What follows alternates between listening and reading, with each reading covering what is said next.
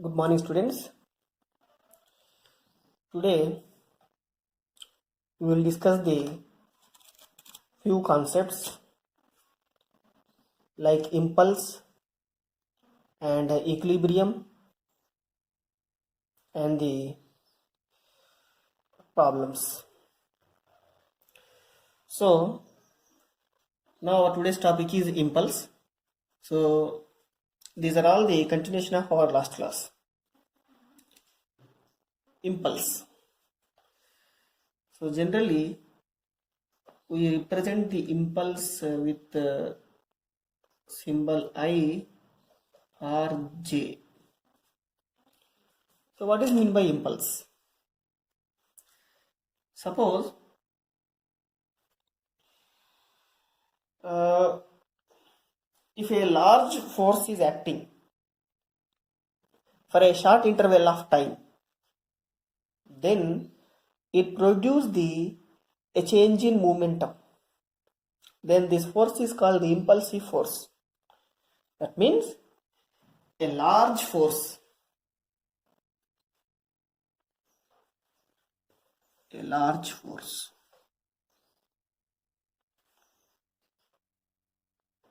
Large force means the magnitude of the force is very, very large.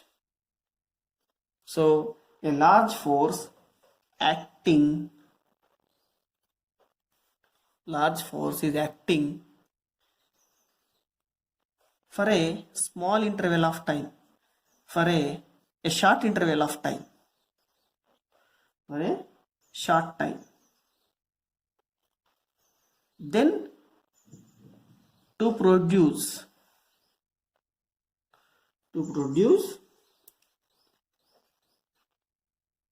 a finite change in momentum. Change in momentum is called an impulse force. Is called an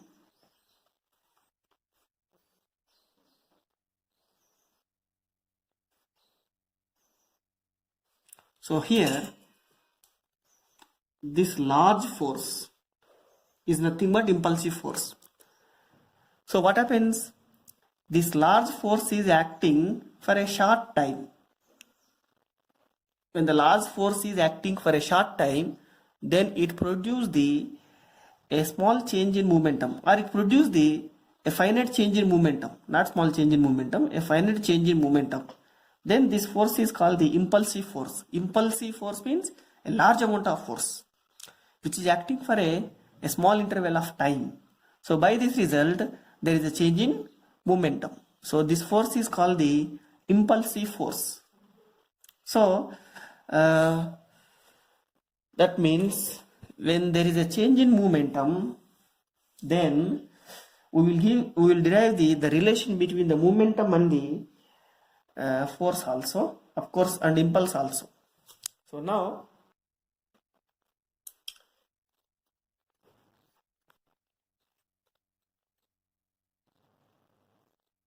right now the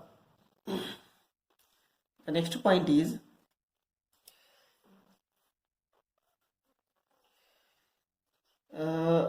when a large force acts on a body for a short interval of time, then the change in momentum is called the impulse.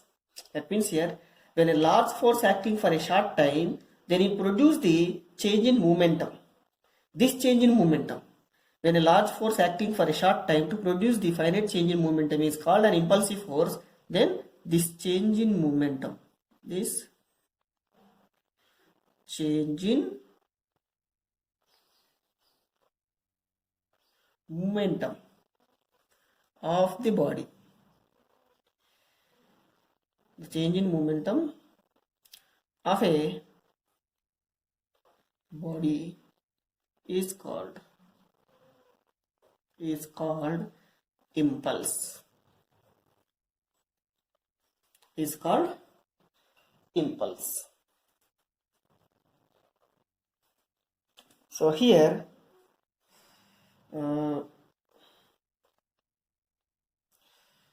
mathematically impulse is equals to the product of force and time. Product of force and time. The product of force and the time duration is called impulse. So here this is the large force which is acting on the body, and this is the time interval to produce the change in momentum. Now here movement, okay, so impulse I or J is equals to force F into T. So this is the impulse formula.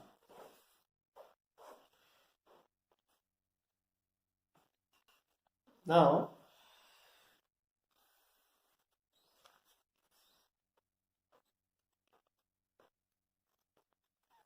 by using Newton's second law, Newton's second law, we know the formula. What is the formula? F net is equals to m into A. That means net force acting on the mass, then F is equals to m into A. So A is acceleration of the mass. Now let me write down in simple word. So F is equals to the force acting on the body, and m, A, acceleration. Acceleration means we can write dv by dt. That means rate of change of velocity is nothing but acceleration. And F, let me write this dt is this side, and m into dv. So here dt is dividing, then here this dt terms moves this side and it will multiply with F. Now F into dt. Here what is dt? Small time. What is force? The force acting on this mass. When the force is acting for a small time interval, then this term can be written as impulse, J. So J is equals to F into dt. That is equal to how much? M dv. So that is equals to m into dv. dv means change in velocity. So you can write this is v2 minus v1. That is equals to m into v2, m into v1. So m into v2 means mass into velocity. That means momentum. Minus m into v1. That means momentum, p1. So here P is equals to m into v. That means momentum is equals to product of mass into velocity. That means suppose if you take a object, on this object a force is acting. How much force? F amount of force is acting, and this is the mass of the object. So and this force is acting, this is a large amount of force acting on this mass. That's why the mass velocity changing.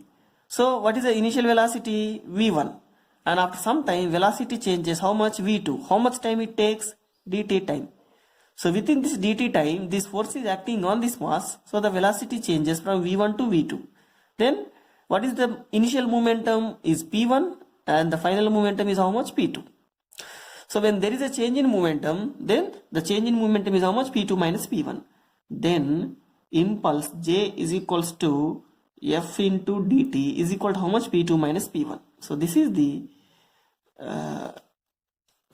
mathematical form of the relation between impulse and momentum and force. So finally, what is the conclusion? Right?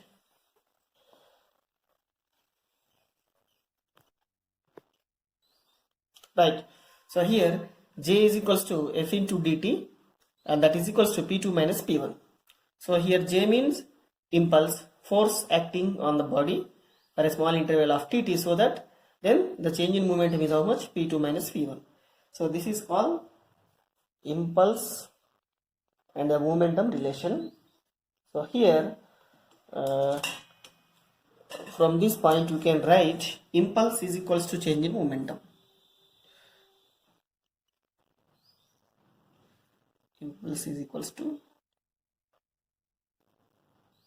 change in momentum. So this is the relation between momentum, change in momentum and impulse. So here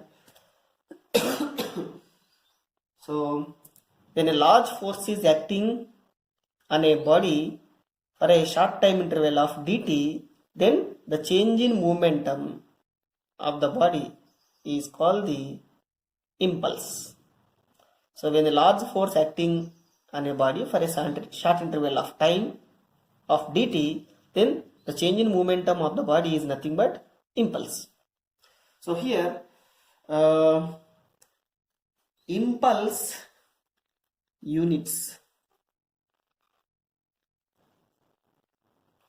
So impulse unit is change in momentum. Of course you can write the momentum units also, but here force into time.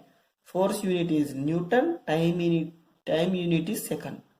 So Newton into second. Newton into second is the units.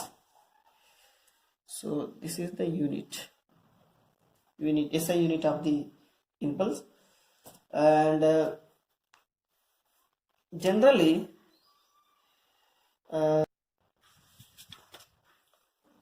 right, so generally suppose if this is wall,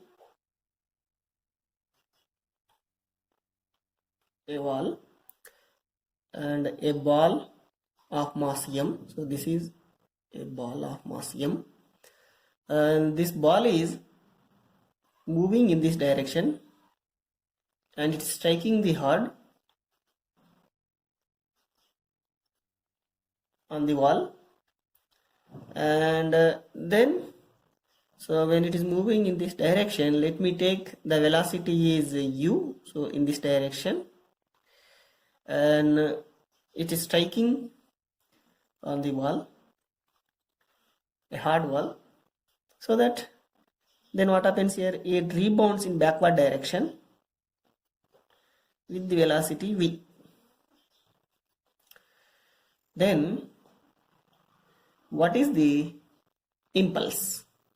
Because here see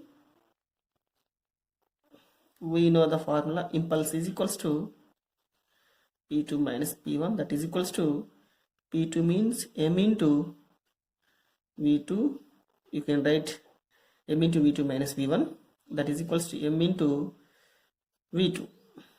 Here what is V2? Let me take this u1 is initial velocity, so let me take here, okay, let me write down here v1 is equals to u and v2 is equals to v. So v2 is equal to how much here, v minus v1, u1 is u, but see here these two velocities are in opposite direction, that's why let me take this v is positive, this v is negative, then you can write this is negative. So let me take this is positive value, this is negative value, because both are in opposite direction. So that is equals to m into v minus into minus plus u. So this is the change in momentum when if a ball is hitting on a wall. So the change in momentum is how much? J is equals to m into u, v plus u. Here v means the velocity of the ball after rebounds, u means the initial velocity of the ball. Right, next we will discuss few problems.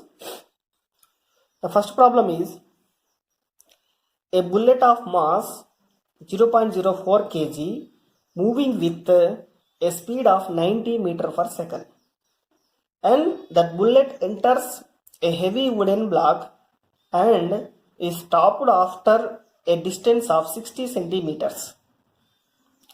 Then what is the average resistance force exerted by the block on the bullet?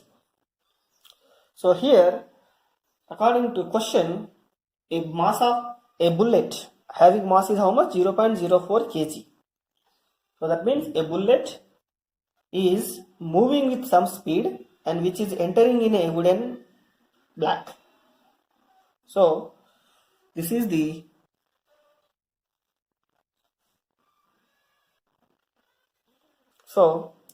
this is a bullet of mass m. So this is bullet, a bullet mass m, and is moving in this direction. So what is the mass of the bullet?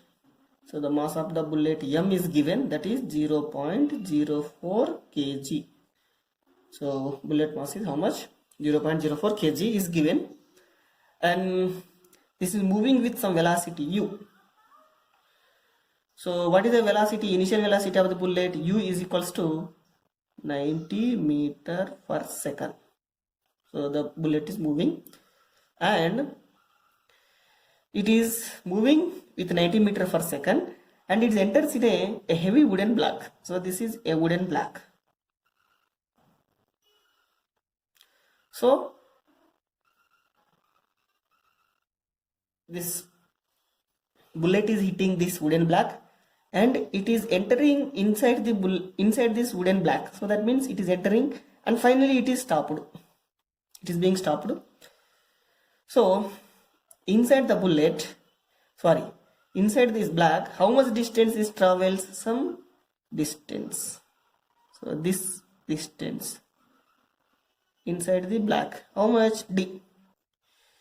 So this D is equal to how much? 60 centimeters. That means 60 into 10 power minus 2 meters. So this is given in centimeters. So you need to convert always into SI units. Okay. And finally what happens? It is stopped. Stopped means initial velocity is u, final velocity is 0 because it is stopped. The question is, so V is equal to 0. What is the question?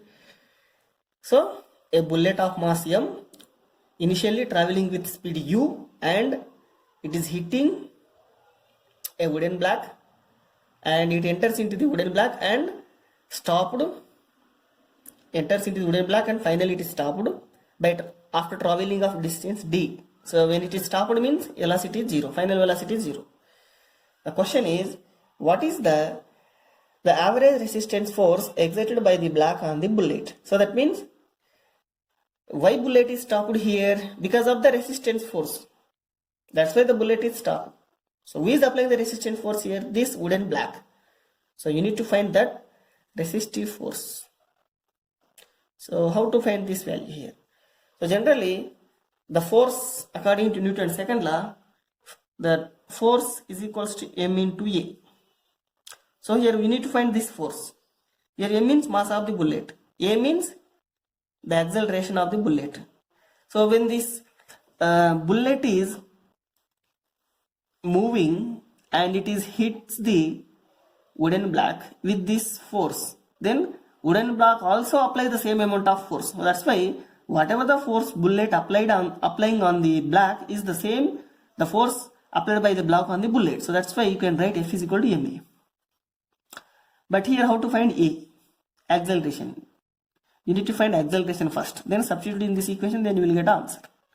So by using v square minus u square is equal to 2as. So by using this formula here, v means 0 minus u square is equals to 2a.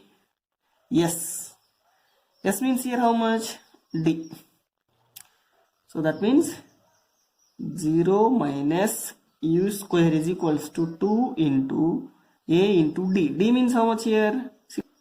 60 into 10.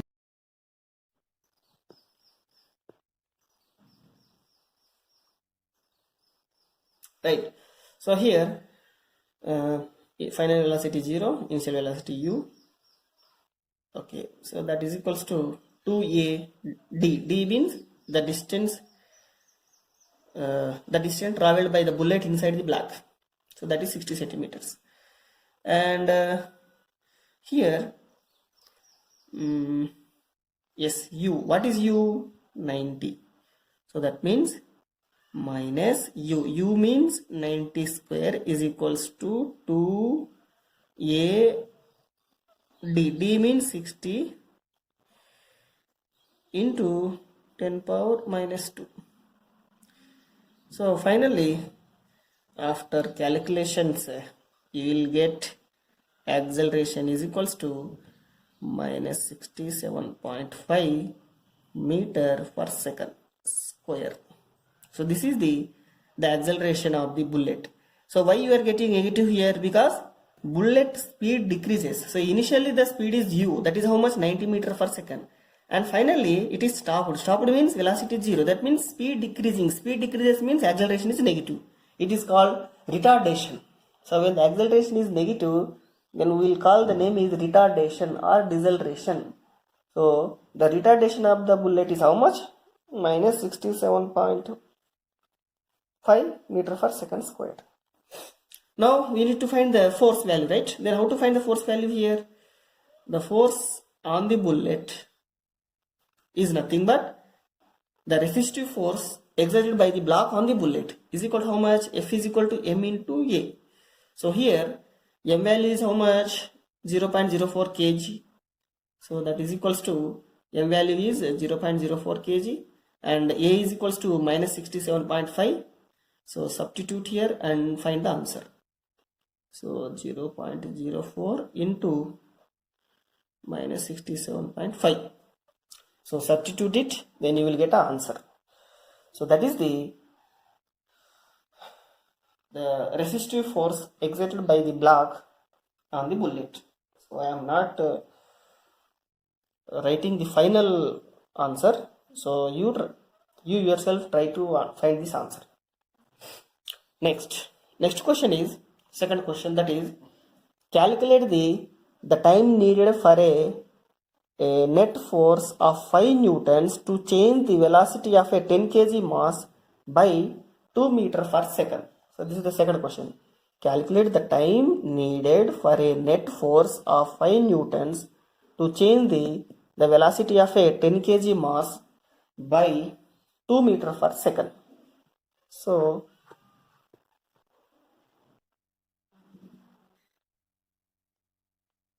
right. So here the force is acting. So how much force is acting here?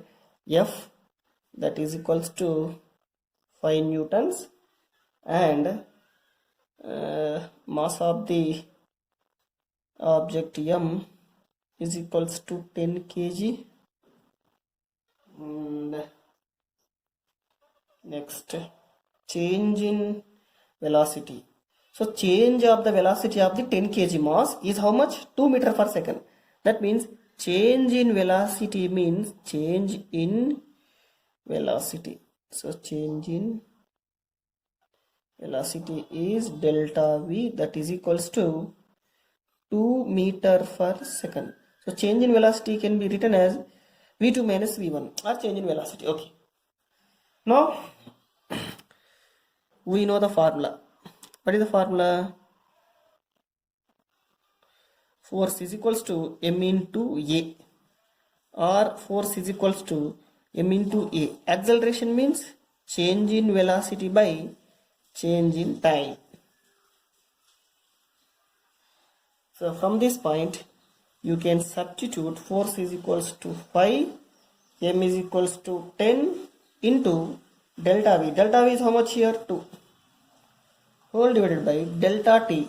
So delta T is calculate the net time needed for the net force. So they are asking actually what is the time needed to change this velocity.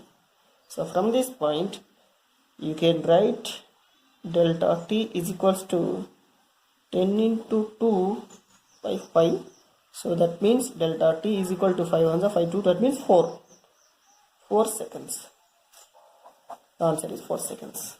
So what is they are asking? Calculate the time needed. How much time needed? 4 seconds of time needed. For a object of 10 kg, on this object, if the 5 newtons of force is acting, the change in velocity is how much? 2 meters per second. Then how much time it required? 4 seconds of time. So this is the second problem. Right. Next problem is, a ball of mass m is thrown vertically upward from the ground and reaches a height h before momentarily coming to rest. What is the impulse received by the ball due to gravity force during its flight? So take G, acceleration due to gravity. So according to problem, here a ball is thrown upward. So this is ground. A ball is thrown upward. So this is a ball of mass m. So it is thrown upward direction from the ground. With how much velocity? When it is throwing upward direction with some initial velocity u, and it reaches a height h. So it is given a ball of mass m is thrown vertically upward with some velocity u. Let the initial velocity is u, then it reaches the height. So this height, then again it comes, actually when it reaches the height, then it comes into rest. So momentarily it comes into rest and again it falls down. The question is, what is the impulse received by the ball due to gravitational force? Because why it is falling down? Due to gravitational force it is falling down. So here when it is reaches at this height, the height reached is how much? h. So that is also given. But anyway, so when it is moving upward direction, the acceleration a is equal to minus z, because acceleration is the only one acceleration is acting on this body, that is due to gravity, and since the body is moving upward and g is acting downward, so that's why a is negative, minus z. Now, so when you are throwing the upward direction, they use this formula, u square minus u square is equal to 2as, so that we will find the u value here. So finally it comes into rest here. Initial velocity used, but when it reaches a height, at maximum height comes into rest. So when it's coming into rest means final velocity is 0. Minus e square minus u square is equal to 2a. A means minus z, s means h. So that means minus e square is equal to minus 2gh. So this minus cancel. The remaining term is e square is equals to 2gh, or u is equals to under root of 2gh. So this is the initial velocity of this mass, this ball, when the ball is thrown in upward direction, when it reaches the height h. So this is the initial velocity u is equal to how much? Under root 2gh. But what is the question? The question is, what is the impulse? They are asking impulse. So we know the formula. Impulse j is equals to, what is the formula? Force into time. So we know the formula, impulse is equals to, what is the formula? Force into time. So j is equal to force. What is the force acting on this ball when the ball is moving upward direction or downward direction? During the whole time, the only force is acting, that is mg. Time. Here the ball is thrown upward direction and it moves upward and reaches the maximum height and again falls down. So the total time is called the time of flight. That is called time of flight. Time of flight. So that j is equal to m into g, and this time of flight, I think you know the formula. So in our last chapter this formula is there, that is 2u by z. So ascending time and descending time. This is sum of the ascending time and descending time. ascending time is u by g, descending time is also u by g. So if you add this both, then you will get 2u by g. So that is time of flight. That means j is equal to, so this g cancel here. The remaining term is 2mu. That is equals to 2mu. U means under root of 2gh. So that is equals to, so yeah, you can write this formula. J is equal to how much? Or further, you can simplify this also. So 2m can be taken inside the square root, that can be written as 2m square, and the remaining term is 2gh. So the square root get cancelled, then you can write 2m outside of this square root also. But wantedly we want to take this 2m inside the square root, so that's why we are writing square under root. Then j is equals to under root of 2m means 4m square into 2gh.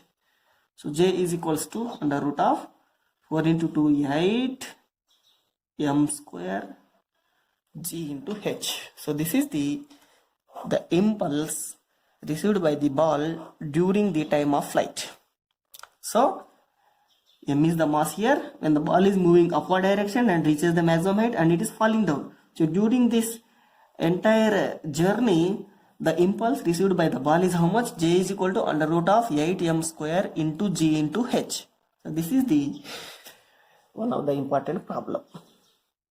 So this is the our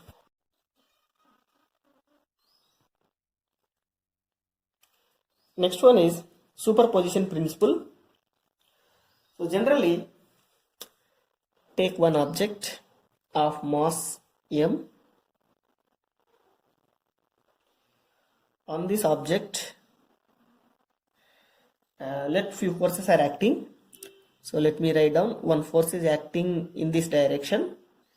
So, and one more force is acting in this direction, F2. And one force is acting, another force is acting in this direction. So let me take that is F3. Like that, some forces are acting on this mass m. Now we want to calculate the net force.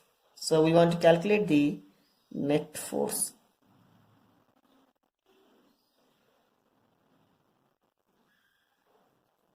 Net force. How to calculate net force here?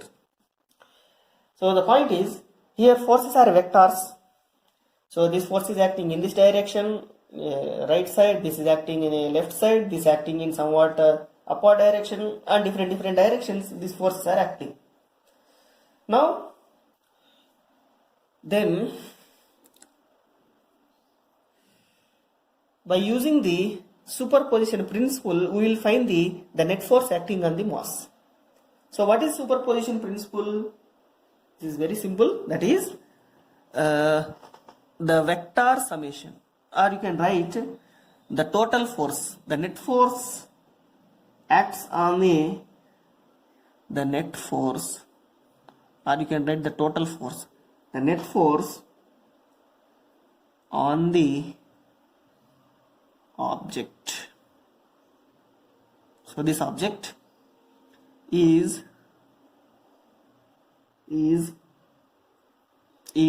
equals to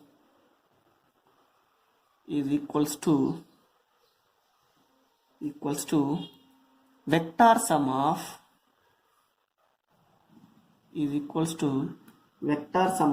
individual forces. Vector sum of individual forces. Simple. The net force acts on the object is equals to the vector sum of individual forces.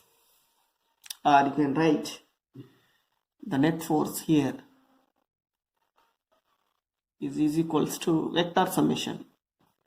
Because force is a vector quantity, so you need to take the vector addition. So simply vector addition.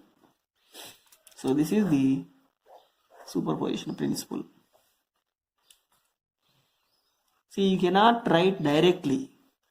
You cannot add directly without defining the superposition principle. The reason is, suppose if you want to add numbers, suppose let me take some number here, 3 comma 5 comma 6. Then what we are doing, we want to find the net value of these all numbers. Then we will write 3 plus 5 plus 6. So what is the value here? 3 plus 5, 8 plus 16. So 8 plus 16 is equal to 14. So how you are get the value 14? Because these are 3 and 5 and 6 are real numbers. So we can add the real numbers and you can write the value by using this summation, so that is 14. But what about the here? This F1, F2, F3, these three forces are not real numbers. These three forces are physical quantities. So you cannot write, or you cannot write directly the real number addition, because force is a physical quantity. F1 is a physical quantity, F2 is physical quantity, F3 is also a physical quantity. These are all not real numbers. So that's why you cannot write directly like F1, F2, F1 plus F2 plus F3. So that is not correct way to add the physical quantity. That's why what we are doing, we are defining a principle. The principle is called superposition principle. According to principle, how to add these all physical quantities? Simply vector addition, vector summation. So that is the way you need to add the vectors or physical quantities. Right. So here, suppose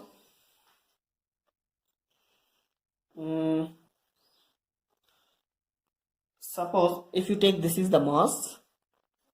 So this is the mass, and let me take here, this force is acting in this direction, F1, and one force is acting this direction, that means in this direction. So let me take, this is F2, and one force is acting in this direction, let me take, that is F3. So we can say that here F1 is acting in this direction, F3 is acting in this direction, F2 is acting in this direction, like they are acting in different direction. Now let me write down, this is F1, this is F3, and this is F2. So this is the vector diagram of the three forces acting on this mass. Now what is the net force? How to find the net force here? So by using vector. Right. So how do we find the answer here? One force is acting in this direction, and one more force is acting in this direction, that is F3, and another force is acting in this direction, that is F2. So F1 is acting. So let me take here coordinate system. So let me take, this is x-axis and this is y-axis. So along x-axis F1 is acting, along y-axis F3 is acting. What about F2? F2 is acting not exactly along x-axis or along y-axis. It is acting between x and y-axis. So in a plane, the F2 is acting. Now we want to find the net force acting on the body. So how do we find the net force acting on the body here? How do we find here? Generally, we will divide the force component, then we will add. So here, along x-axis, along x-axis, let me take the net force along x-axis is equal to fx. Fx is equal to how many forces are acting? F1 is acting, that is fine. How many forces are acting? F1 is the only force, but here F2 can be divided into components. F2 can be divided into, one is in this direction, another one is in this direction. So the F2 component along the x-axis, so let me take this is x-axis and this is the y-axis. So F2 component is how much here? F2 component, let me take that is F2x. So then how many components are acting here along x-axis? One is F1, another one is F2x.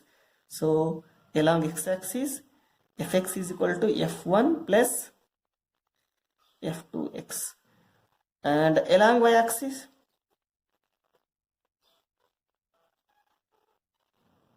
Fy is equal to how many forces are acting here? One is F3 and F2 can be the component, the y component of F2 is equal to how much here? F2y. So that means F3 is the only component acting and the component of F2 is how much here? F2y.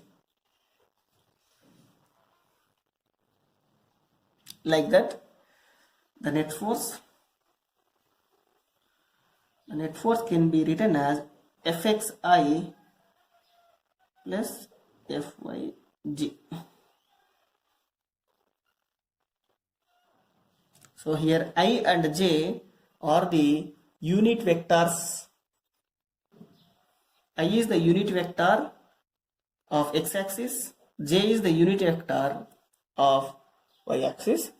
So like that you can write the net force. So when you are solving the problems, then we can easily understand this type of vector additions.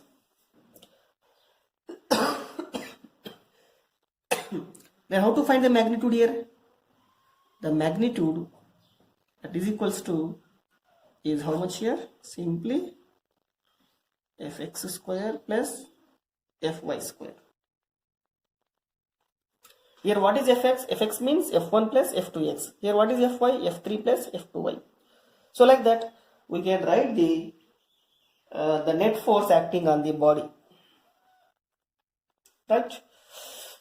Okay. The next concept is equilibrium. Next concept is equilibrium of a particle or of a body. So generally when a particle is in equilibrium, that means the net force acting on the body is 0. Simple. So what is mean by equilibrium? When a particle is in equilibrium, then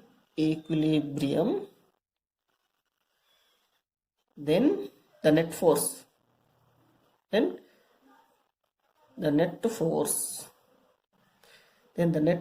acting on the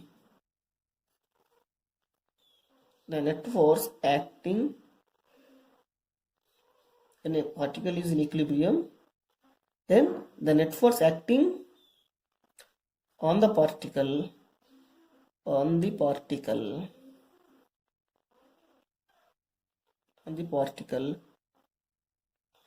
must be 0. That means, suppose take one particle or object of mass m. How many forces are acting? Let me take here one force is acting F1 in this direction, another force is acting F2 is in this direction, and one force is acting like F3 and one more force is acting like F4 here. So like that some forces are acting on this body. According to this point, equilibrium of a point means the net force. Net force means how to add here net force by using superposition principle. So just now we have discussed this superposition principle. What is the superposition principle? The net force acting on this body is equals to how much? Vector summation of the individual forces. So vector summation means F1 plus F2 plus F3 plus F4. So simply we are adding vector addition. Then according to this point, when a particle is in equilibrium, that means the net force acting on the particle must be is equal to 0. So that means this value how much? Generally m into a. According to Newton's second law, F net is equal to m into a. That is equal to how much? F1 plus F2 plus F3 plus F4. And this value is how much here? 0. That means this value, according to formula, this value must be is equal to 0. Therefore, it implies MA is equal to 0. MA is equal to 0 means A is equal to 0. MA is equal to 0 means A is equal to 0. So, A is equal to 0 means, what is the meaning of A is equal to 0?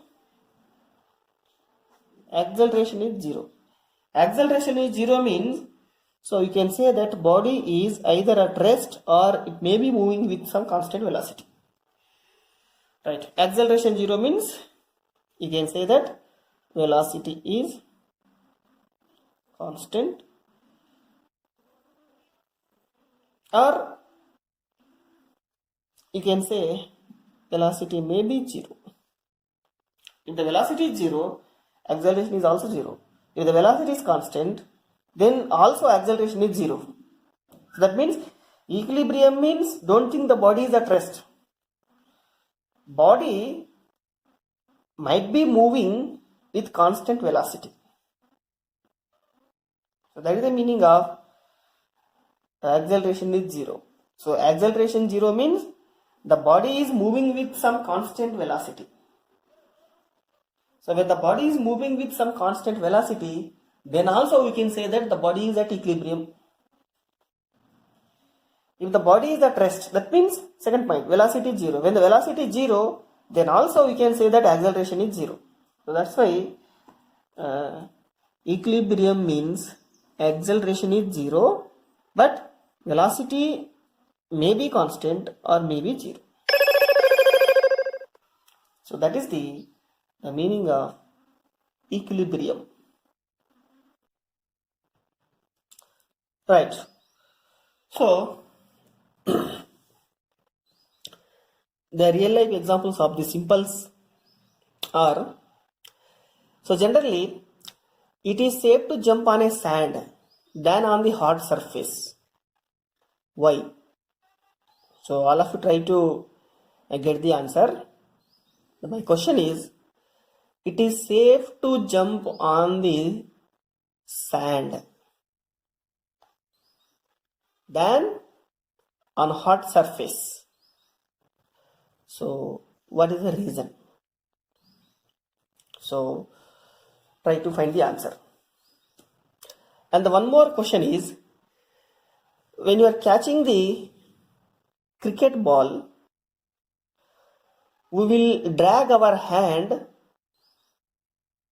in the direction of the motion of the ball. Why? Similarly, right, in similar way, what are some daily life examples of impulse? So give one or two daily life examples in a comment box. Thank you.